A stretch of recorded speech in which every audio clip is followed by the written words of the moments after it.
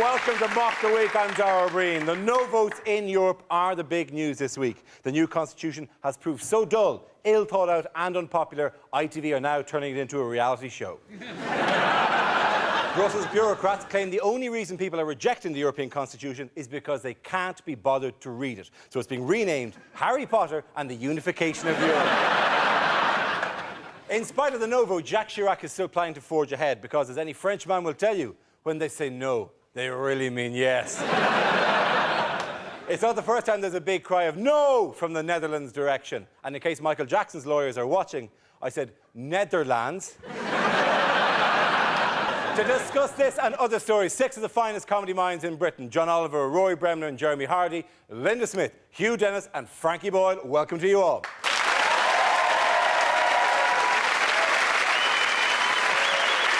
Let's kick off with a round called Inside the Mind of. With the G8 conference fast approaching, we clamber inside the mind of the American president. Can anyone tell me what the voices inside George W. Bush's head might be saying? Roy? Breathe in, breathe out. Breathe in, breathe out. Linda? You want a drink. If you have a drink, everything will be all right. You can silence me with a drink. John? Are they saying, George, even we, as an abstract version of your inner soul, would like to completely disown you? Jeremy? Kyoto is the dog in The Wizard of Oz.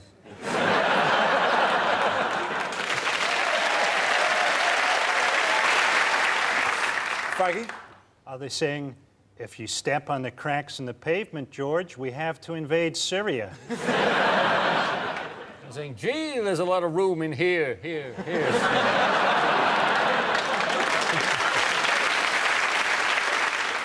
Are they getting ready for next week? It's Tony's coming to Washington. Look busy.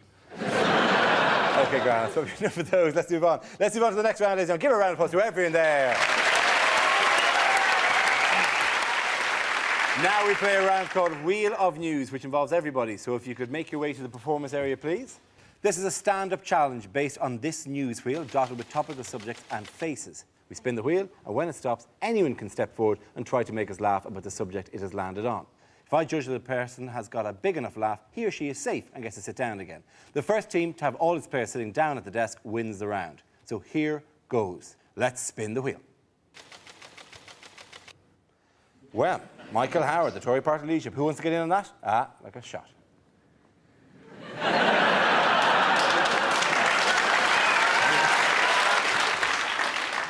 Hello. It's all right. I'm not going to hurt you. At the election, I announced my timetable for action, and here it is. I'm going. Very good. Rory Bremner, sit down. To be honest, you could have sat down after you did the face. So let's spin the wheel again. OK, education. Who wants to go for that? Frankie's up. The government's new education policy, apparently, is to make children stay at school till they're 18. It's just not living in the modern world, is it? 17-year-olds having to go to school. Who's going to pick their kids up from primary?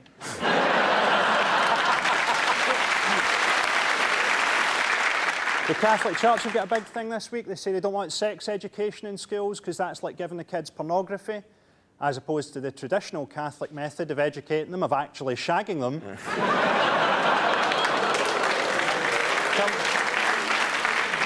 Come on. Sex education at my school was a muttered warning about the janitor. That's perfect. Frankie, sit down. Well done, you cool.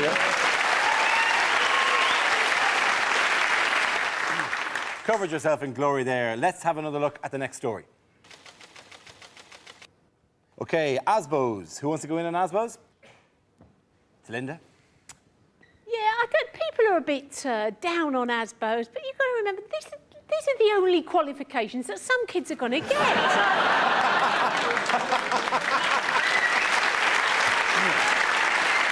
Linda, sit down. Well done. What's our next topic? OK, ID cards. Who wants to come in on that? Jeremy. Well, these are interesting because the defenders of ID cards say, well, we already have to carry lots of ID.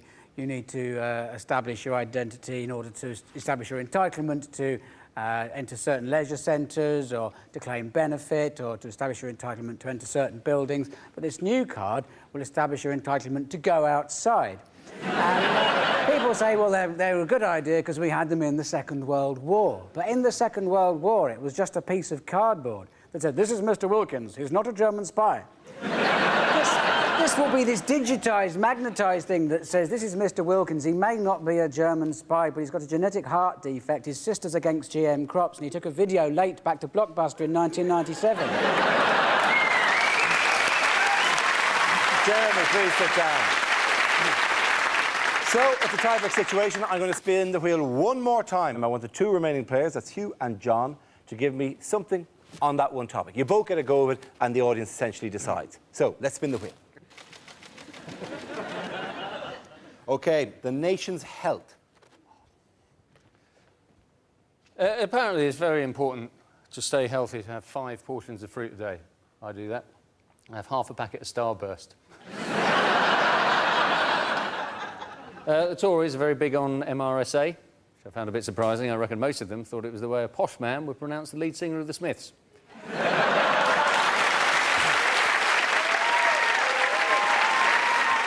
Just stand there, Hugh, because John is going to try to top that now. There is absolutely no need to worry about Britain's health because, as we've all learnt, Jamie Oliver is going to save us all. And if Jamie Oliver has only taught me one thing, and he has, it's this, that an unhealthy lifestyle is like a homing pigeon.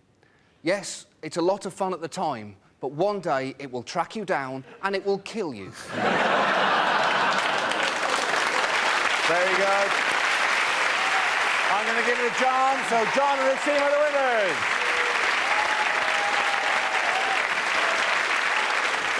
This round is called Bombshell Phone Calls. Frankie and Rory, you're up next. I believe you've got a phone there, each of you. Very good. Yeah.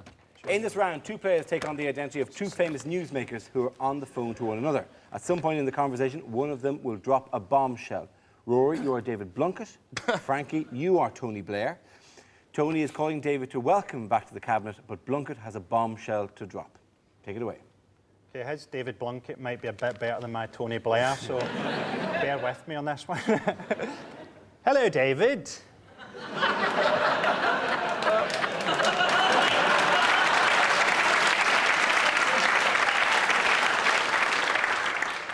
Is that Ann Summers? Have you got one in the large?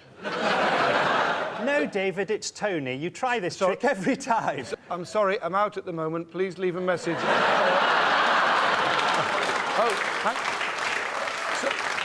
Sorry, No, is David. that you, Tony Blair? Yes, sorry, David, sorry, I'm I'm- screening my calls. I've been getting a lot from the Child Support Agency.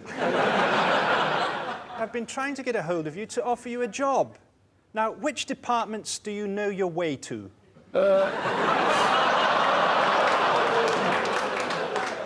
Well, Home Office, Health, you know, I'd love to do any one of those, anything except work and pensions, because I've got my pride.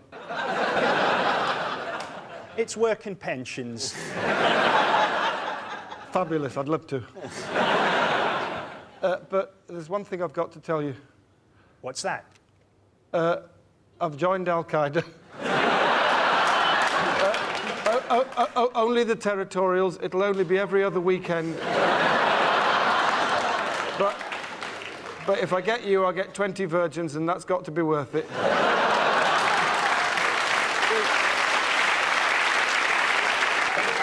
But that's not the bombshell.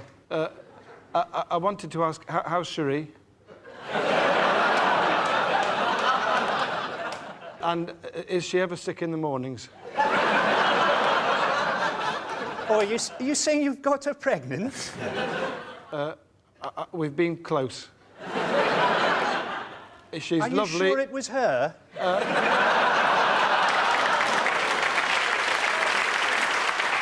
I hope it was, because she charged me 30 grand.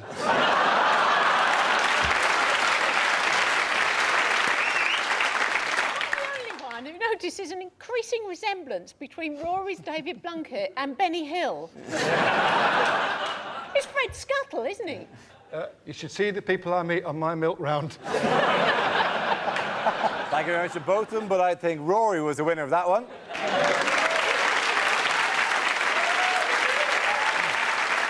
The next round is called Headliners. I show the teams a photo of someone who's been making the news this week along with the initial letters of a newspaper headline. The teams have to tell me what the letters stand for. Jeremy, Rory and John, here's a picture of Jacques Chirac and Tony Blair. So what does CFB stand for? Cherie flashes Blair.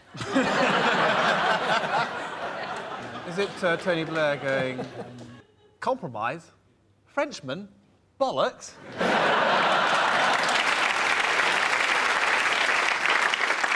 Crazy Frog's bitch. It could be what's going on in the foreground, so you can't see what's going on below. That could be Chirac fondles Blair. Or it could be something going off, you know, to that side there. Cab for Blair. Collaborating French bastards.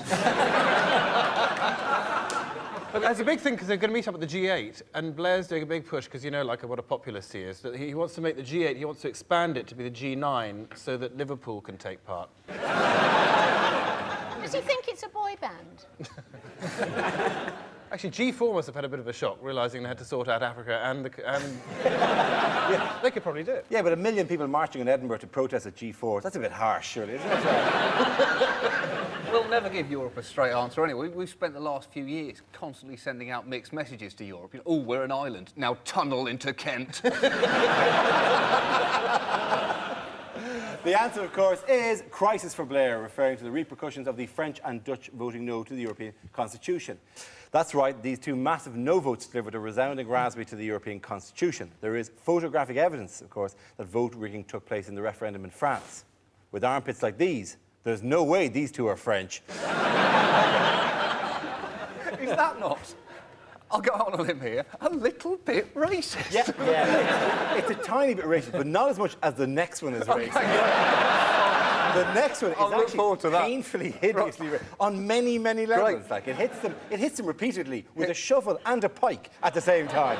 The next one. Do you want to hear it? I love casual national hate. It's fantastic. And it's not even my national... I quite like the French. The Irish get on very well. It's your national hate. Anyway, so... But I'm here. I'll play your game. All right. I'm willing to try and mix. OK. A recent survey revealed that all of Europe sees the French as rude, smelly and obsessed with sex and food. One Frenchman replied, "Piss off. I'm busy eating garlic off my girlfriend's nippons."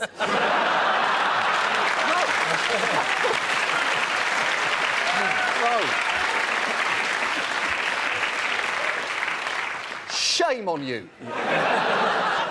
The European Constitution sold far more copies in Holland than anywhere else in Europe, but only because it was printed on thin, rollable paper.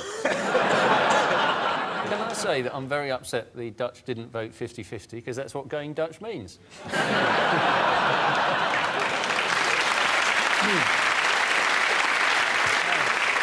thought it was ridiculous to go 60-40. I thought going Dutch was the thing with the ping pong balls in a nightclub. Try playing for your next meal like that. Darling, we're going Dutch. You go first. You serve. I'll return. How would you return in that situation, anyway? What? No. OK, Graham. Let's go to the next one, then. Frankie, Hugh and Linda, here is a picture of Bob Geldof. What do the letters BOFA stand for?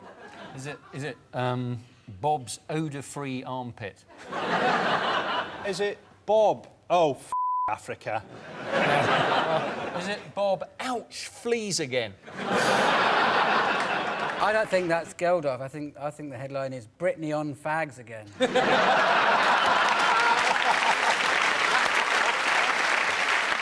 Is it Bob's owl fight aftermath? He didn't stand a chance. The owl constantly had the high ground and kept swooping and swooping. And he tried to fend him off with, like, a rolled-up leaflet about something good, but he just kept going. It attached itself to its head, and he can't be seen to hurt a living thing. He's a kind man, but eventually he just had to kill it with a brick. his tactics were always bad in that he actually tried to sneak up on the owl, but then the head spun all the way around. And the owl said, gotcha. Oh, and Don't ever try that, because they know exactly what you're doing. Great fighters, the owls. Who would win in a fight between an owl and a tiger? An owl. An owl. An owl. An owl? An owl has the high ground, Linda. The tiger, it's just going to come down. Exactly. The owl would basically adopt Muhammad Ali's rope-a-dope. It would make the tiger just swing itself out and then just go in and peck it. I think, hand on heart, we all know this is not making the edit.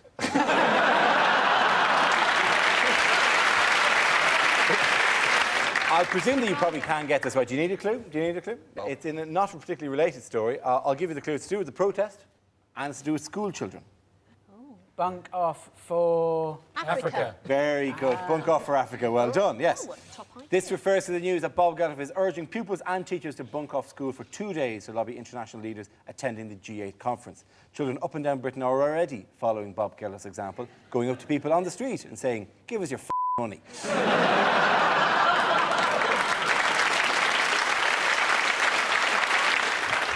Because of his strong anti-racism stance, the winner is clearly going to be John, ladies and gentlemen. This round is called Prime Minister's Questions. For the purpose of this game, I'll be the Speaker of the House of Commons. Rory, you're going to take on the role of Tony Blair.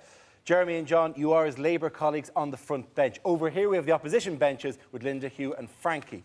You'll be debating on the heavyweight issue of the week to start. I'd like the Prime Minister to give a statement on the government's reaction to the toads in Hamburg, which have been spontaneously exploding. Prime Minister. Mr. Deputy Speaker, I'm sure by now the House will be aware of the tragic incidents in Germany at the weekend in Hamburg, which has seen a number of frogs spontaneously exploding. Our thoughts are with them at this time. Our condolences go to our German counterparts. I'm able to say that no British frogs were involved. We would very much like to share condolences, but we'd also like a guarantee that the government is taking steps to make sure that none of these frogs make the short hop across the channel. Or toads, which I believe is also the subject of the story. And if they do, will he slam the toads in the hole?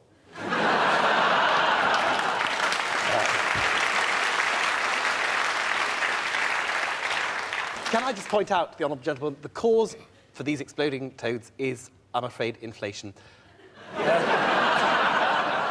And I'm sorry to say... Yeah, oh, yes. Oh, yes. Yeah, you know, inflation, which has been brought under control under this government and was rampaging under your previous administration. Can I just ask, given that what we know of the Germans historically, how long will it be before they start using these toads in their pornography?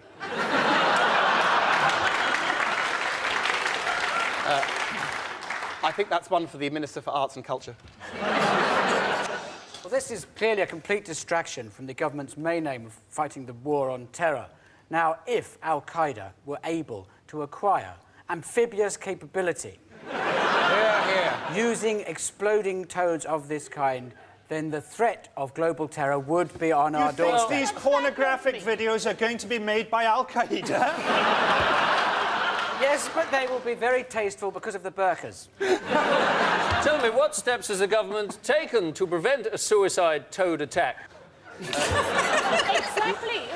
And I would further add, what measures is the government taking to institute identity cards for toads and frogs who could be getting into this country, soft-touch Britain, as ever, passing themselves off as something harmless such as an owl or a chaffinch?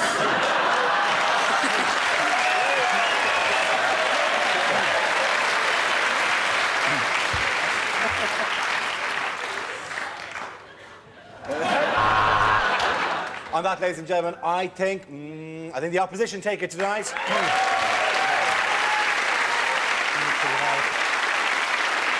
This round is called Dating Videos. The players take on the identity of a famous newsmaker and record a Lonely Hearts video in the style of that person. Everyone else has to try to guess who they are. Frankie, you're up first. Please can you take your position in the performance area. Let's see your dating video.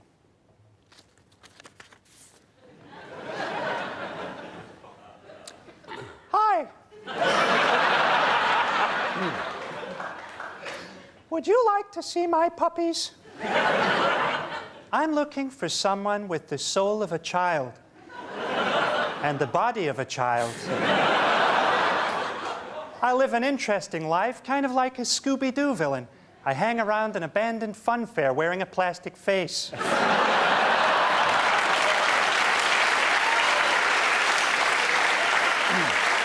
I've got a unique look, as you can see. The look I've gone for is Liza Minnelli's Halloween costume.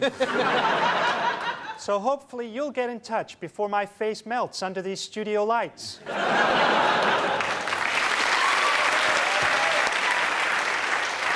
Jeremy, Rory and John, any guesses? Was it Lorraine Kelly? Was it eminent historian Eric Hobsbawm?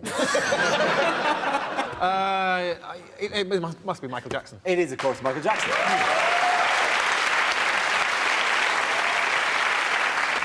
Hugh is next. It's your turn to record a dating video.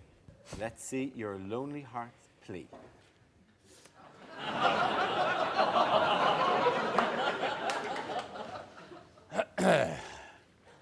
Right.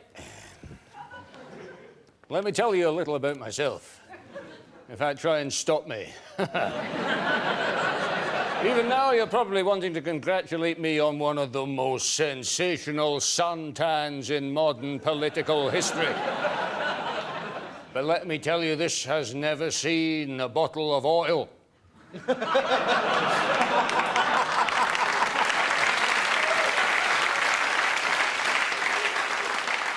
Suntan cooking or the other type which may come in barrels, which I have never seen, and I would like to make that clear. This tan is due to my numerous trips abroad, many of which I have never been on. Girls, I want you to light my fire, which should be quite easy thanks to all the oil, which I don't have, I have never had. And I will never have. Come on, ladies, I want you all, except Una King. Just don't bother.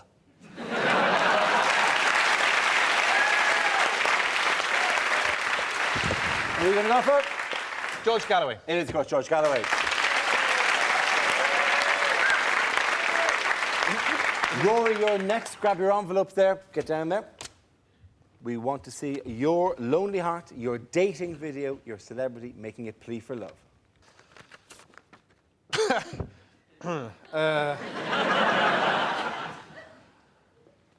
Bonsoir. Are you young, sexy, carefree? Neither am I!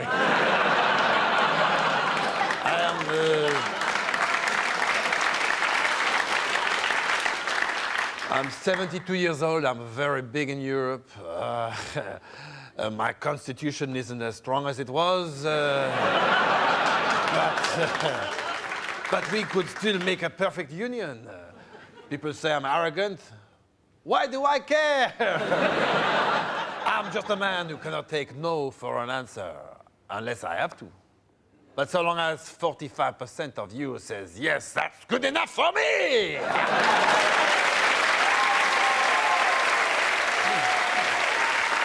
Any guesses on this side? It's Jacques Chirac. It is, of course, Jacques Chirac.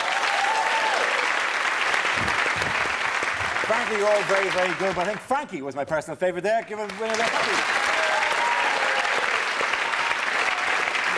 Our final round is a quick-fire round called Scenes We'd Like to See. This is for everyone, if you can all make your way over there to the performance area. I call out ideas for scenarios we'd love to see, and the performers come in with their suggestions. OK, here we go. Things a new pope shouldn't say in his first public speech. YMCA. There you go. I've dreamed of this moment ever since I was a little girl. What a f***ing view.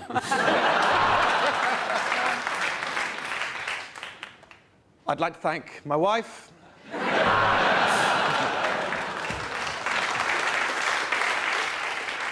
I only wish that Hitler could have been alive to see this moment.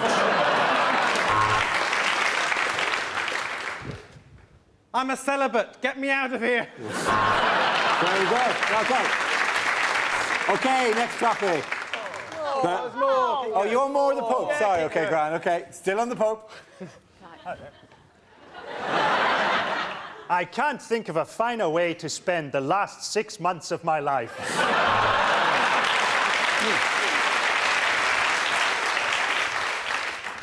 Look at the tits on that nun. OK, next topic. The second topic is books heading straight for the remaindered bin. Paul Gascoigne's Sudoku. Beckham's Thesaurus.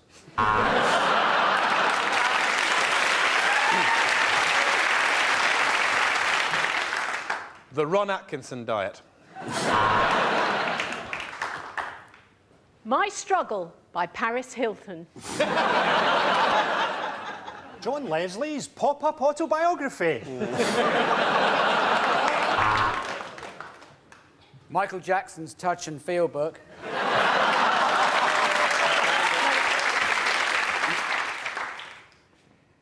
Iraq's weapons of mass destruction, a dossier.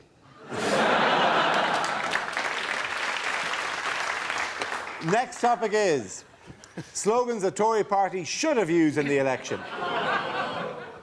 Vote for us and we'll hand Thatcher over.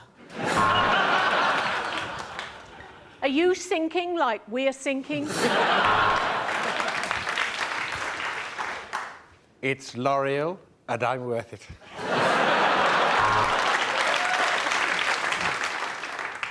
There's a Muslim paedophile living under your child's bed. Vote Conservative. OK, new topic in break. If politicians endorsed products. After you. It's L'Oreal, and I'm worth it.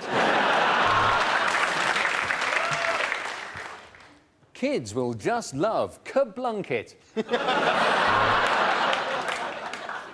Hello, I'm Peter Mandelson, and when I needed a mortgage, I phoned Loans Direct.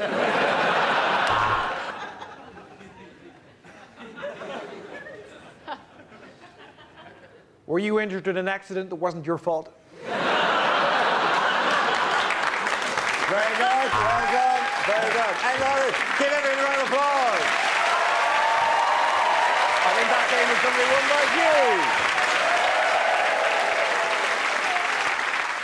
That is the end of the show. This week's winners are... I found it exceptionally difficult to choose. It's a draw, ladies and gentlemen. Give it up for both teams tonight.